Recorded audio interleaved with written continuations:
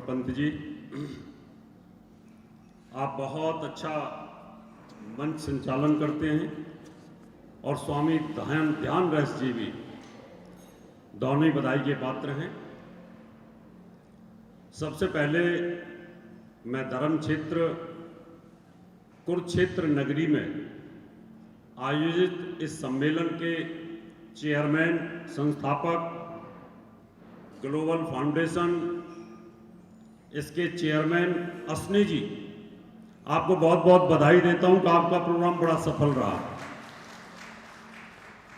संख्या की दृष्टि से देखता हूं तो मुझे लगता है कि यह उत्तर भारत का नंबर 1 प्रोग्राम है। इसलिए एक बार खड़े होकर अभिवादन कर दें आप सबका।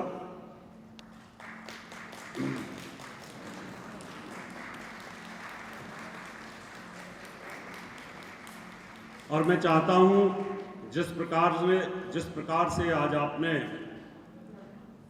इस सम्मेलन को फ्री ऑफ कॉस्ट किया, ये बहुत बड़ी हिम्मत है। आपके पीछे जो टीम है उनको भी मैं बहुत बहुत धन्यवाद देता हूं और विशेषतः अरुण जी को भी बहुत बहुत धन्यवाद देता हूं, क्योंकि आपने बहुत अच्छी व्यवस्था की है और आज ये बता दिया कि सम्मेलन किस प्रकार से होते हैं, ज्ञान की दृष्टि से, संख्या की दृष्टि से और व्यवस्था की दृष्टि से।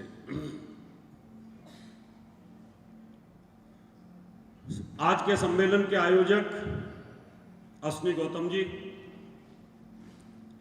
जिनका ग्लोबल फाउंडेशन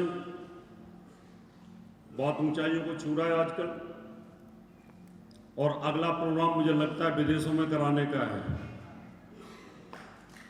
इसलिए आप बधाई के पात्र हैं। मेरे साथी देवज्ञ अनिलवश जी, जिनको लगातार आपने टीवी चैनल के ऊपर देखा हमारे साथ में और अब यूट्यूब पर भी देखते हैं। स्वामी ध्यान रस जी, ललित पंत जी, कपिल जी चंडीगढ़ से आई, अभी अभी आपने जिनको सुना था हीलिंग्स के बारे में, बहुत अच्छा बताती हैं। युवराज जी, ऋषि जी लाल किताब वाले। मित्रों, ज्योतिष एक ऐसा विषय है जिस पर उंगलियां उठती रहती हैं। उंगलियां इसलिए उठती हैं, कई लोग भ्रमित होते हैं कि ज्योतिष सही है या नहीं, और उसका साइंटिफिक जवाब फिर देना पड़ता है। अगर साइंटिफिक जवाब और साइंटिफिक अप्रोच आज के डेट में नहीं है आपके पास में, तो लोग मानते नहीं हैं। पूरा इस्लाम ज्योतिष को नहीं मानता, और जब पुनर्जन्म को नहीं मानता तो ज्योतिष को कहां से मानेगा। पूरी क्रिश्चियनिटी, पूरी ईसाइयत, वो भी पुनर्जन्म को मानती नहीं है, तो ज्योतिष को कहां से मानेगी। लेकिन हमारा हिंदू धर्म, हमारे उपनिषद और हमारा वेद और साथ में आदमी के अंदर पैदा होने वाली अनुभूति, वो इस बात को मानती है कि पुनर्जन्म है। एक उदाहरण नहीं, हजारों उदाहरण गल्फ कंट्रीज के अंदर मिलते हैं। वहां पर किसी ने, क्रिश्चियन ने जन्म ले लिया इस्लाम में, और वो पुनर्जन्म पूरा बताता है, लेकिन उसको दबा दिया जाता है। उसको बोल देते हैं कि नहीं नहीं, ये मत बताना, नहीं तो भारतीय सभ्यता जागृत हो जाएगी और हिंदू सभ्यता जागृत हो जाएगी। इतने उदाहरण हैं, इतनी टीवी की डिबेट मैंने की इस्लाम वालों के साथ में, लेकिन उनके पास जवाब नहीं होता। मेरे बहुत सारे स्टूडेंट ईसाई हैं, उन्होंने पढ़ा, बहुत सारे ऐसे लोग हैं जो वामपंथी हैं, वो बिल्कुल नहीं मांगते, लेकिन वो लोग भी मेरे यहां पढ़ करके गए और मुसलमानों ने भी पढ़ा। यहां नहीं पढ़ा, बंबई में भी पढ़ा, दिल्ली में भी पढ़ा और विदेशों में काम कर रहे हैं। इस्लाम में ये हराम है, लेकिन लंदन के अंदर पाकिस्तानी लोग ज्योतिष कर रहे हैं। ज्योतिष हमारे पिछले कर्मों के आधार पर इस जन्म में जो ग्रह गति हमें मिलती है वो हमारे भाग्य के तौर पर मिलती है। जब बच्चा पैदा होता है उस समय जो ग्रहों की चाल अंतरिक्ष में होती है वो आकाशीय नक्शा होता है। वो आकाश का नक्शा उस समय कितना मजबूत था, उस आधार पर व्यक्ति की बिल्डिंग खड़ी होती है। अगर उस समय आपकी कुंडली बड़ी पावरफुल है, उस समय आपका जन्म के समय पर ग्रहों की गति बड़ी पावरफुल है और आपने किसी गरीब रिक्शे वाले के घर में जन्म लिया है, तो पैदा होने के बाद करोड़ों की लॉटरी निकल जाती है, क्योंकि आपके स्टार इतने पावरफुल हैं। आप पैदा हुए हैं, आपको रिक्शे में नहीं चलना, आपको टैक्सी में चलना है, अपनी कार में चलना है। यह भाग्य है। और अगर भाग्य ना होता तो इस्लाम वाले क्या भाग्य को ना मानते? वो भी तो कर्म को और भाग्य को मानते। बहुत सारे लोग कर्मवादी होते हैं। अमिताभ बच्चन कहते थे कर्म प्रधान है, और जब 40 करोड़ के नीचे आ गए फिर ज्योतिषियों से पूछना शुरू कर दिया। फिर ज्योतिषियों ने बताया कि दोबारा ऊंचाइयों को छुओगे आप, तो उनको लगता था कि मैं तो छू ही नहीं पाऊंगा, लेकिन दोबारा उठ गए तो ज्योतिष में विश्वास करने लगे और फिर तो धीरे धीरे हर मंदिर में पैदल जाने लगे। आप लोगों के सामने ये बात आएगी कि हम ज्योतिष को नहीं मानते, ये कुछ नहीं होता ज्योतिष, ऐसा लोग बोलते हैं। आपको बड़े ध्यान के साथ, बड़े लॉजिक के साथ उनको बताना है कि ज्योतिष काम करता कैसे है। जब बच्चा गर्भ में होता है वहीं से ज्योतिष की शुरुआत होती है, और जब बच्चा बाहर आता है उस समय उसके स्टारों की कैलकुलेशन, कितनी डिग्री पर कौन कौन सा ग्रह, कौन कौन से भाव और कौन कौन सी लगन है, उसके आधार पर उसका वर्णन करना होता है। ज्योतिष के अंदर चंद्रमा का और सूर्य का सबसे बड़ा महत्व होता है। वैसे तो सुदर्शन पद्धति का महत्व सबसे ज्यादा होता है, लगन का महत्व है। लगन हमारा शरीर है। खाली लगन के ऊपर आप प्रोडक्शन करते हो तो आप शरीर के ऊपर प्रोडक्शन करते हो। इस शरीर के ऊपर क्या घटना घटित होने वाली है, ये शरीर का हाथ यहां से कटेगा कि यहां से कटेगा कि कहां से कटेगा, हाथ कटेगा कि पैर कटेगा, ये लगन के ऊपर है। बहुत सारे लोग नवांश कुंडली में प्रोडक्शन करते हैं, पॉसिबल नहीं है, क्योंकि आप लगन को डिनाई नहीं कर सकते। ये अगर माइक्रोफोन है तो ये दिखाई दे रहा है माइक्रोफोन है, इसके अंदर कौन सा इंस्ट्रूमेंट लगा है जो बोलता है और ये आवाज को ज्यादा पहुंचाता है, कौन सा इंस्ट्रूमेंट है, वो अंदर का विषय है। ये जो हमारा शरीर होता है ये लगन है, इसके अंदर मन काम करता है। ये शरीर की दिशा क्या होगी वो मन तय करेगा। इसलिए चंद्र लगन का महत्व होता है, क्योंकि हमारा जो शरीर है वो मन के द्वारा संचालित होता है। इसलिए चंद्र लगन को भी आप बहुत महत्व देनी चाहिए। इसलिए पाराशर जी ने चंद्र लगन को भी महत्व दिया है। और सूर्य लगन, सूर्य लगन हमारी प्राण शक्ति को इंडिकेट करती है, हमारी आत्मा की लगन को इंडिकेट करती है।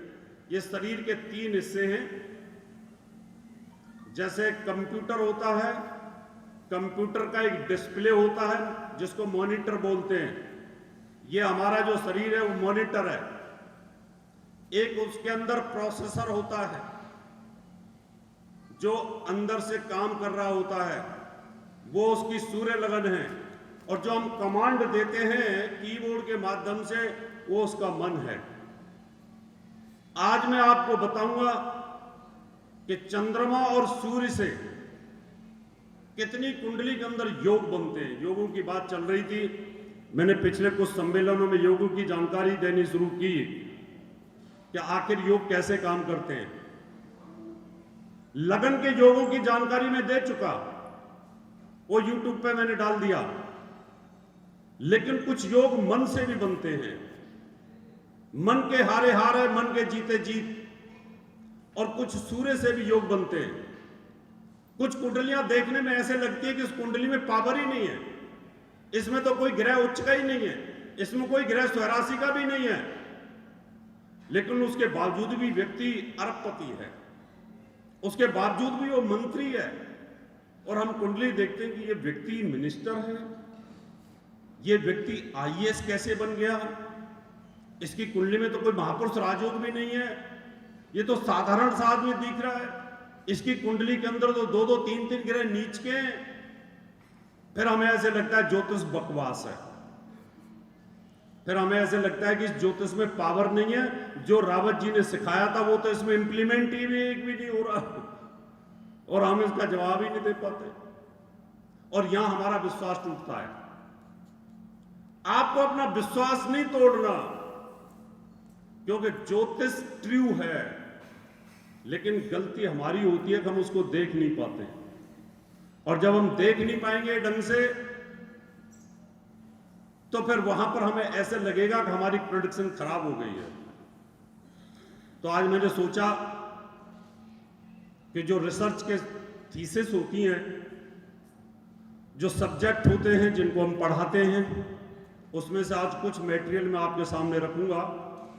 उसको आप अपने डे टू डे प्रोडक्शन में उसका इस्तेमाल कर सकते हैं, उनका लाभ ले सकते हैं। अपने जो क्लाइंट आते हैं आपके पास, जो यजमान आते हैं, उनको आप बता सकते हैं। हमारा जो मन है, इसको हम चंद्र लगन बोलते हैं। चंद्रमा के माध्यम से 576 योग बनते हैं। 576 अकेले चंद्रमा से 576 योग बनते हैं, और 576 योग सूर्य से बनते हैं। अब 576 में से भी अगर 40-50 आपको याद हो जाएं, तो नैया पार हो सकती है।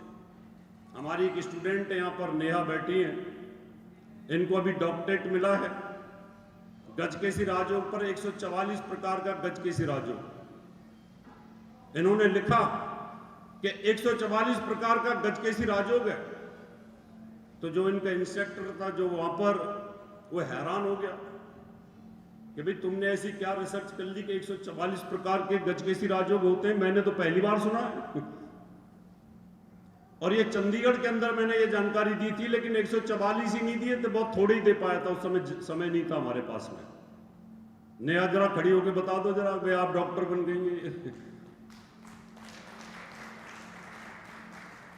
144 प्रकार का गजकेसी राजयोग, बैठिए। ऐसे ही चंद्रमा से 576 प्रकार के राजयोग बनते हैं। अब मैं आपको एक एक करके बताता जाऊंगा, और साथ में चंद्र और सूर्य से ये चीज भी आपको बताऊंगा।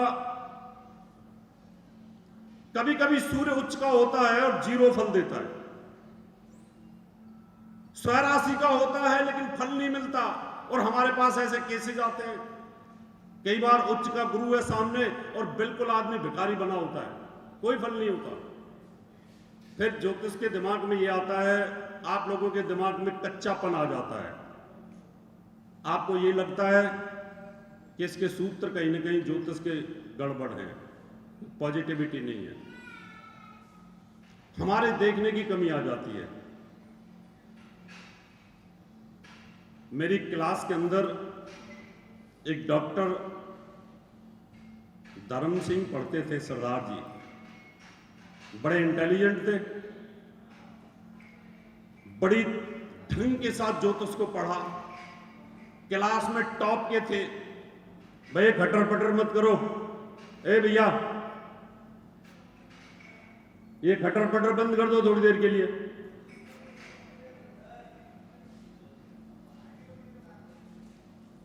वो पढ़ते थे, टॉप के क्लास में स्टूडेंट थे, एमबीबीएस डॉक्टर थे, कभी छुट्टी नहीं मारी। 1 साल का कोर्स था, एक दिन छुट्टी मार दी उन्होंने।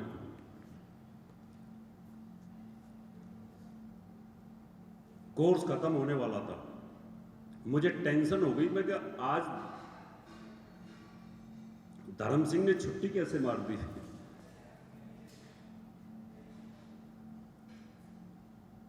उस टाइम मोबाइल बहुत कम होते थे, लैंडलाइन होते थे। क्लास के बाद मैंने उनको टेलीफोन किया, मैं कहा डॉक्टर साहब आज छुट्टी मार दी और मेरी शर्त ये थी कि क्लास में टॉप का स्टूडेंट अगर बनना है तो छुट्टी मत मारना।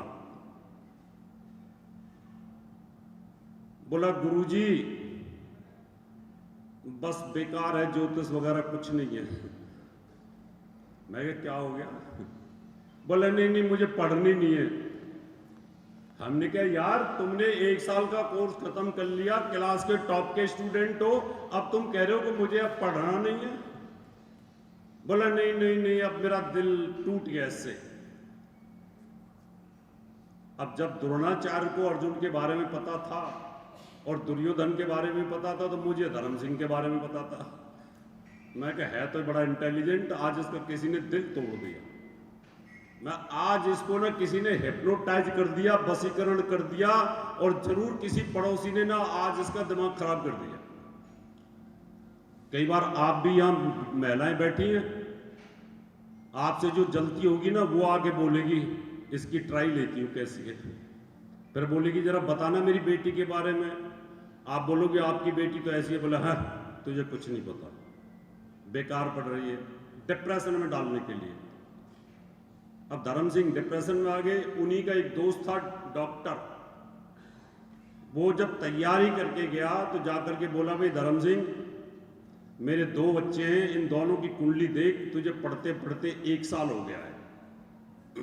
बोला ठीक है हाँ। उसको लगा 100 रुपए आएंगे। उस टाइम 100 रुपए फीस बहुत होती थी। पहले मेरी बेटी की कुंडली देख। धर्म सिंह ने सारे जो मैंने पढ़ाया था सारे नियम लगाए, देखा पंचम भाव का स्वामी कैसा है, बच्चा पढ़ने में कैसा है। उसने देखा पंचमेश केंद्र में बैठा है, अच्छी स्थिति में बैठा है। उसने कहा देखो तुम्हारा ये जो बेटा है ना बहुत अच्छा है और ये तुम्हारी तरह डॉक्टर ही बनेगा, और अब ये 12वीं में है तो 12वीं में इसका रिजल्ट भी बहुत अच्छा आएगा, इसके स्टार बड़े अच्छे।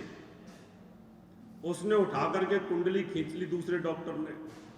बोला मैंने कहा था ना ये अंधविश्वास है, ये बच्चा तो मेरा फेल हो गया और तू कह रहा है ये टॉप का। बोला गुरुजी इतना कहते मेरी आंखों के आगे अंधेरा आ गया, मुझे कुंडली दिखाई देनी बंद हो गई कि मेरी पहली प्रेडिक्शन वही फेल हो गई। फिर डॉक्टर बोला चल ये तो तेरी खराब हो गई प्रेडिक्शन, कोई बात नहीं, चल तू बेटी की बता। तो गुरुजी जब मैं बेटी की देखने लगा तो मैंने सोचा इसका पहला बेटा ही ऐसा फक्कड़ है तो इसकी बेटी भी ऐसी होगी। तो नियम मैंने लगाए नहीं, मैंने कहा तेरी बेटी फेल हो जाएगी। बोला देखा ना ये बेटी तो मेरी टॉप की है। उल्टी कर दी दोनों प्रोडक्शन।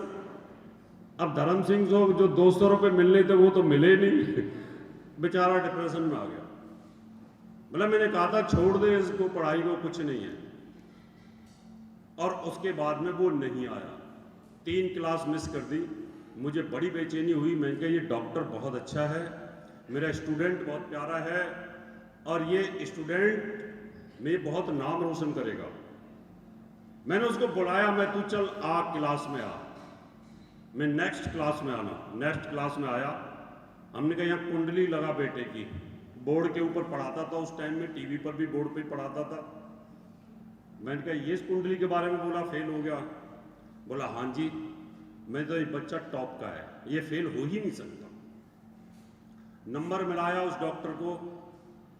मैं कहा डॉक्टर साहब आपको अपने बेटे की कसम में सच सच बताना, मैं जो तुम्हारा ये जो बेटा है ये टॉपर है या नहीं है, और ये MBBS की तैयारी कर रहा है कि नहीं कर रहा है। बोला जी मैं तो आपके शिष्य को हिला के देख रहा था, बेटा तो मेरा टॉप का ही है। उसमें कॉन्फिडेंस आया, उसको स्पीकर पर सुनवाया, तो जाकर के आज उसकी टॉप की प्रैक्टिस चल रही है धर्म सिंह की। तो कई बार क्या होता है कि जब आपकी एक प्रेडिक्शन खराब हो जाती है, आपके दिमाग में ये आ जाता है कि हमारी प्रेडिक्शन खराब क्यों हुई है। तो आज मैं कुछ ऐसे योग बताने वाला हूं आपको जिनको बारीकी के साथ देखिएगा और प्रेडिक्शन को करना शुरू करिए।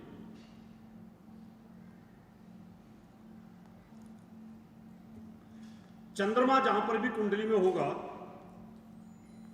वो मन का कारक है। मन का कारक चंद्रमा है।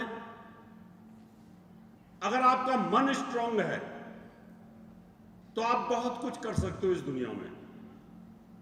आपका मन स्ट्रांग है तो आप यहां मंच पर खड़े होकर के बहुत अच्छी स्पीच दे सकते हो, नहीं तो मंच पर आपके पैर कांपेंगे, आपकी जबान लड़खड़ा जाएगी, आपके पास जो ज्ञान है वो डिलीवर नहीं कर सकते, क्योंकि आपका जो मन है वो वीक हो गया है। आप मंच पर आए, आप घबरा गए, आपको टेंशन में आपको आकर के आपकी हालत खराब हो गई, आपका ब्लड प्रेशर डिस्टर्ब हो जाता है।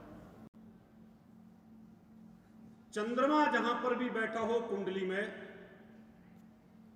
उससे सेकंड हाउस में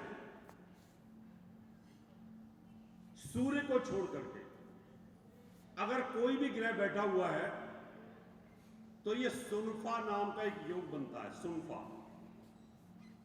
अगर शुभ ग्रह बैठा हुआ है, शुभ ग्रह बैठा हुआ है तो शुभ सुनफा होगा, और अशुभ बैठा हुआ है तो अशुभ होगा।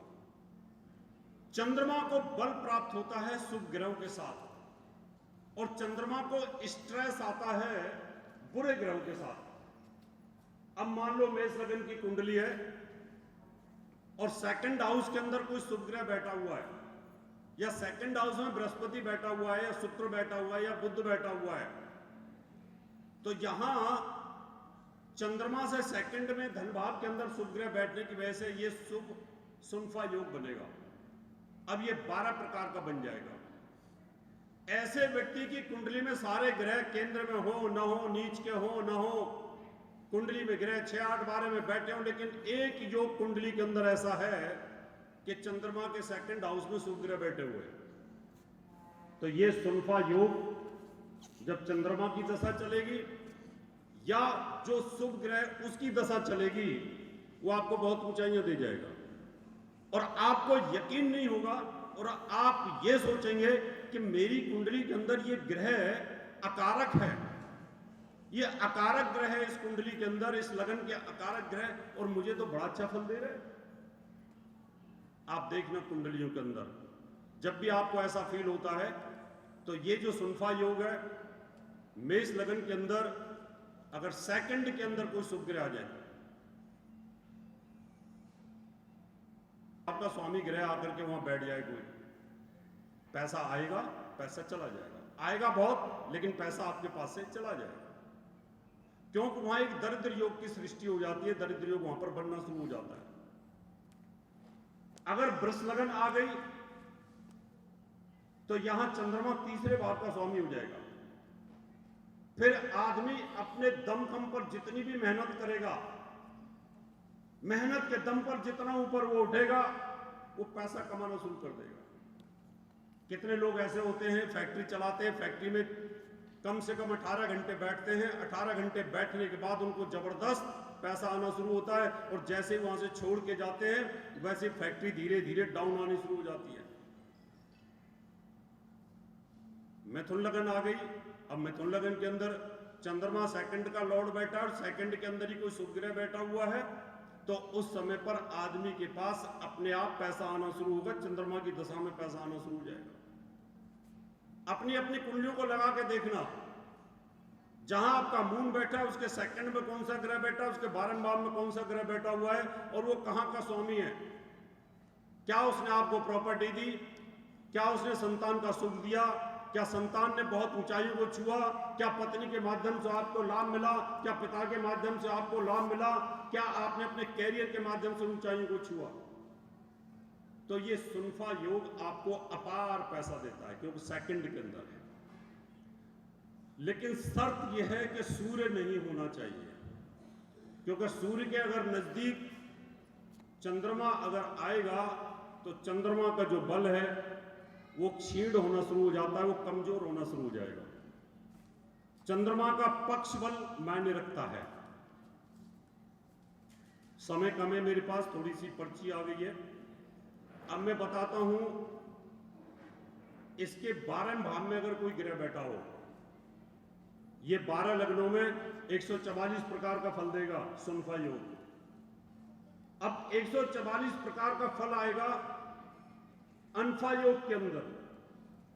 12वें भाव में चंद्रमा से 12वें भाव में भी अगर कोई शुभ ग्रह बैठा हुआ है और 12वें भाव में बैठे हुए शुभ ग्रह की अगर दशा चलती है, खर्च के घर में बैठा हुआ ग्रह है और उसकी दशा चलती है, आप यकीन नहीं करोगे, आप सोचते पड़े जाओगे कुंडली के अंदर कि 12वें भाव में ग्रह बैठा हुआ है और ये व्यक्ति इस समय पैसा कमा रहा है, बहुत पैसा कमा रहा है, बहुत ऊंचाइयों को छू रहा है, 4-4 फैक्ट्रीज ने लगा ली है। आखिर क्या वजह है ऐसी? आपने योग को नहीं देखा। आप देखिए कभी, आपके सामने बहुत बड़े अनुभव है, मुझे पता है आप बहुत सारी कुंडली देख चुके हैं, और कुंडली देखने के बाद आपके साथ ये फीलिंग्स आती होगी कि इस व्यक्ति की कुंडली में इतना पैसा कमाने का योग तो बनता नहीं, विदेश जाने का योग तो बनता नहीं, विदेशों से इतना पैसा आने का योग बनता नहीं है, ये कमा कैसे रहा है? फिर आप वो बोलता है कि मैं तो बहुत पैसा कमा रहा हूं। अच्छा ठीक है भाई, तुम्हारी कुंडली में तुम्हारा पिछले जन्म को कोई भाग्य होगा, क्योंकि आप समझ ही नहीं पाए कि आखिर इसकी कुंडली के अंदर ऐसा योग बना हुआ है क्या, अनफा योग बना हुआ है क्या। यह भी 144 प्रकार का होगा। जब मुझे कभी वक्त मिलेगा तो मैं हर लगन के अंदर, एक एक लगन के अंदर उसको बताऊंगा। पैसे के अलावा ये योग और भी बहुत कुछ देते हैं। आपको ये बताना पड़ेगा कि ये आपका जो अनफा योग आने वाला है, ये शेयर बाजार से लाभ देगा आपको। अगर भाग्य भाव का स्वामी, अगर आपके नवम भाव का स्वामी 12वें भाव में जाकर के बैठा हुआ है और शुभ ग्रह है और चंद्रमा लगन में बैठा हुआ है, उस समय अगर नवमेष की दशा चलेगी तो आप तो ये बोलोगे आपके खर्चे ज्यादा होंगे, आप टेंशन में रहेंगे, तनाव में रहेंगे, आपके स्थिति ग्रह की ये चल रही है। लेकिन जब आप देखेंगे तो वहां पर बहुत पैसा आने का योग बन रहा है, आप सोच नहीं पा रहे कि इतना पैसा कैसे आ रहा है। ये भी 144 प्रकार का बनेगा। अब हम चलते हैं 144 प्रकार के और योग। चंद्रमा के दोनों तरफ अगर शुभ ग्रह बैठे हो तो यह बनता है शुभ कर्तरी योग।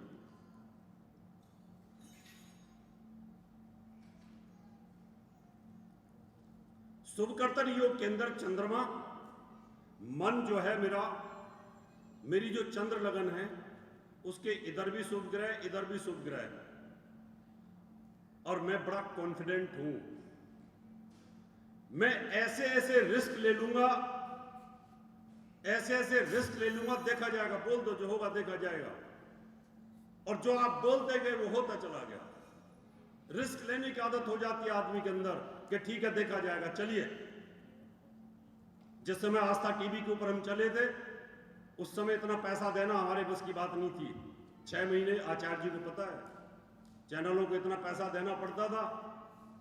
रिस्क लिया मैंने कि नहीं कोई बात नहीं, उस समय आज से 25 साल पहले हमने कहा 6 लाख रुपए अगर चला जाएगा तो कोई बात नहीं, रिस्क लीजिए, या तो गाड़ी इधर और या गाड़ी इधर। हमने कहा चंद्रमा हमारा लगन में है, हमारा गुरु के साथ है, गज के सी राजयोग बना हुआ है, और सेकंड हाउस के अंदर शुक्र चालू हुआ, शुक्र की दशा चालू हुई और उस समय रिस्क ले लिया। और 20 साल शुक्र ने जो ऊंचाइयां दी तो उस सुनफा योग का बेनिफिट मिला, उसने शोहरत भी दी, उसने लाभ भी दिया। अगर आपका शुभ कर्तरी योग बना हुआ है तो ये वाला ग्रह और ये वाला ग्रह, चंद्रमा के दोनों तरफ जो ग्रह हैं, जब इनकी दशाएं आएंगी, इनकी अंतर दशाएं आएंगी तो उस समय आपको जबरदस्त बेनिफिट ये देने वाले होंगे। आपके ग्रहों की गति क्या है? अभी 62 के अंदर मान लो देवगुरु बृहस्पति नीच का था, फिर 12 साल बृहस्पति बाद में फिर नीच हुआ, फिर 12 साल बाद 85 में बृहस्पति नीच हुआ। तो क्या 85 का कोई आदमी आईएएस नहीं बना? क्या 85 का आदमी कोई करोड़पति नहीं है? क्या 85 का कोई व्यक्ति मिनिस्टर नहीं है, चुनाव नहीं लड़ा उसने? है। आपको उसको शोध करना है कि इस व्यक्ति का बृहस्पति नीच का है, इसके चंद्रमा की पोजीशन क्या है, चंद्रमा का बल कितना है, और इतने बल के ऊपर चंद्रमा के आसपास शुभकर्तर योग के अंदर कितना बेनिफिट मिलेगा। चंद्रमा के दोनों तरफ पापी ग्रह बैठे हों, पापकर्तर योग बन जाएगा, और चंद्रमा के दोनों तरफ कोई भी ग्रह ना हो तो ऋषि पाराशर जी कहते हैं आदमी इनसिक्योर्ड हो जाता है। यहाँ पर केमद्रुम योग जिसको बोलते हैं, वो दरिद्र योग डेवलप इसलिए हो जाता है कि ना तो मेरे सीधे हाथ में कोई, ना मेरे उल्टे हाथ में कोई, मैं अकेला रह गया, मेरा मन कंफ्यूज हो गया, और मैं बहुत पूरी ताकत से कोई काम करना चाहता हूं, वो काम भी नहीं कर पाऊंगा, मुझे कहीं ना कहीं तकलीफ का सामना करना पड़ेगा। अब मुझे लगता है सूर्य का मैं नहीं बता पाऊंगा, अभी चंद्रमा का ही चलाता हूं थोड़ी देर और, क्योंकि अभी मेरे पास 5-7 मिनट हैं। चंद्रमा के ये 576 योग हैं, लेकिन ज्योतिष में किंतु परंतु हमेशा चलती है, ये ध्यान कर लेना। किंतु परंतु का मतलब है कि जैसे आईटी वालों का सॉफ्टवेयर रोज तीसरे दिन हर महीने अपग्रेड होता रहता है ना, गाड़ियां अपग्रेड हो रही हैं, मोबाइल अपग्रेड हो रहे हैं, तो ज्योतिष भी अपग्रेड होती रहती है। और इसके लिए आपको ध्यान रखना चाहिए हमारे गुप्ता जी की तरह। मेरे एक स्टूडेंट थे दूरदर्शन के डायरेक्टर गुप्ता जी, फ्रेंच का दाढ़ी थी, बड़ा पेट था, लंबे चौड़े थे, ज्योतिष का बड़ा शौक था। मेरे यहां सीख करके लास्ट टाइम चल रहा था, तो विकासपुरी में ज्योतिष एक ज्योतिषी थे, उनको पंगे लेने की भी आदत थी। उस ज्योतिषी के पास चले गए कि आज इससे पूछ के आता हूं ज्योतिषी को ज्ञान कितना है। अब पेट देखा, बड़ा फ्रेंच का दाढ़ी, सोफिस्टिकेटेड आदमी लग रहे थे। ज्योतिषी ने ऐसे देखा ऊपर से नीचे तक कि आदमी तो बड़ा तंदुरुस्त लग रहा है। उन्होंने पूछा, पंडित जी ये बताओ कि मेरे कितने बच्चे होंगे। अब पंडित जी भी बड़े चालाक थे, उनका भी सॉफ्टवेयर अपग्रेड था। उन्होंने देखा भैया नारा चल रहा है हम दो हमारे दो, लेकिन अभी अभी कुछ दिन पहले ये लग रहा था हम दो हमारा एक। तो पंडित जी ने सोचा यार ये फैंस का दाढ़ी है, तंदुरुस्त आदमी है, कोई बड़ा अधिकारी लग रहा है, तो 2 बच्चे तो पैदा करेगा नहीं है, ये करेगा एक ही। पंडित जी ने बोला भाई तुम्हारा एक बच्चा होगा। उसने कहा क्या होगा? उसने कहा लड़का होगा। तो गुप्ता जी बोले भाई मेरे तो 2 बच्चे हैं। बोला क्या दूसरी क्या? बोला लड़की। कहता वो तो शादी हो जाएगी, बचेगा तो एक ही ना।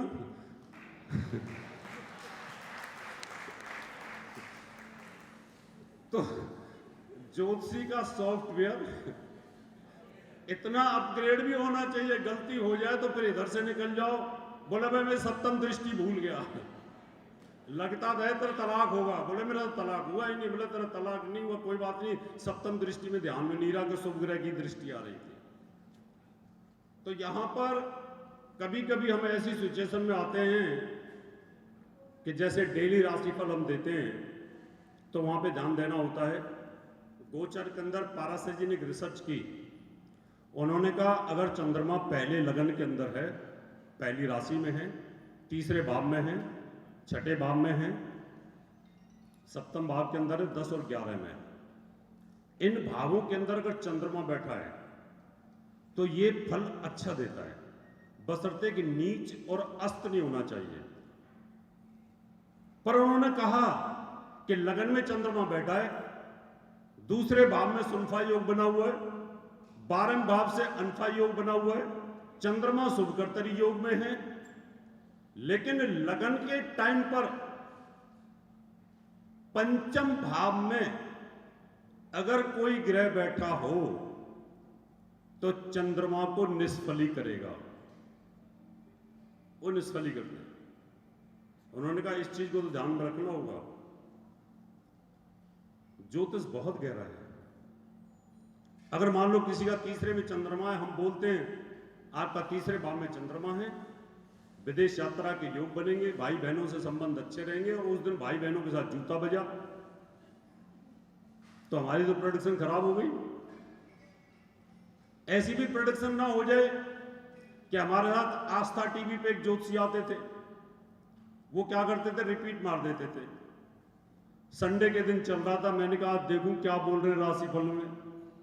मैंने मीन राशि है मेरी, मैंने सोचा मीन राशि, तो बोलते मीन राशि कोर्ट केस में सफलता मिलेगी।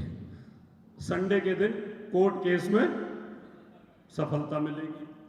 कोर्ट संडे को छुट्टी होती है, सफलता कहां से मिलेगी? तो ऐसा भी नहीं होना चाहिए। तीसरे भाव में अगर चंद्रमा है और फिर नवम भाव के अंदर कोई ग्रह बैठा हो, वो उसको निष्फली कर देगा, उसके फल को खराब कर देगा। इसी प्रकार से अगर चंद्रमा छठे भाव में है और 12वें भाव में अगर कोई ग्रह बैठा हुआ है तो उसको उसके फल को खराब कर देगा। सप्तम भाव में अगर चंद्रमा बैठा हुआ है, बहुत अच्छा फल करने वाला है, पति पत्नी के संबंध बहुत अच्छे रहेंगे, आपको काफी लाभ मिलेगा, पार्टनरशिप से लाभ मिलेगा। लेकिन सेकंड हाउस में अगर कोई ग्रह बैठा हुआ है, वो उसको निष्फली कर देगा, उसका वैध कर देगा।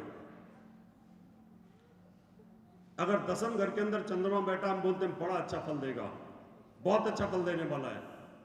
लेकिन अष्टम भाव में कोई ग्रह बैठा हो तो सोच लो, प्रेडिक्शन करने से पहले सोच लो कि जन्म के समय में इसका चंद्रमा उच्च का दसम भाव में बैठा है, सरकारी नौकरी के योग बनते हैं, बहुत बड़ा अधिकारी बनने का योग बनता है। लेकिन अष्टम भाव में कोई ग्रह बैठा है, उसको निष्फली कर रहा है, वो दसम में अच्छे ग्रह होने के बावजूद भी उस व्यक्ति को जॉब नहीं मिलती है। इसका ध्यान रखना। और अब हाथ इसलिए जोड़ रहे हो कि मैं नीचे आ जाऊं? इसलिए ना? अच्छा, मैं आ रहा हूं, भी एक रह गया लास्ट में, क्योंकि मुझे पता है आप बुलाओगे मुझे नीचे, क्योंकि अकेले बेचैन हो रहे हो आप। अगर मान लो 11वें भाव के अंदर, देखिए क्या है, ज्ञान की कोई सीमा नहीं होती है, और ये सम्मेलन बड़ा जबरदस्त इनका हुआ है, ये बधाई के पात्र हैं। दोबारा एक बार इनके लिए तालियां बोल दो।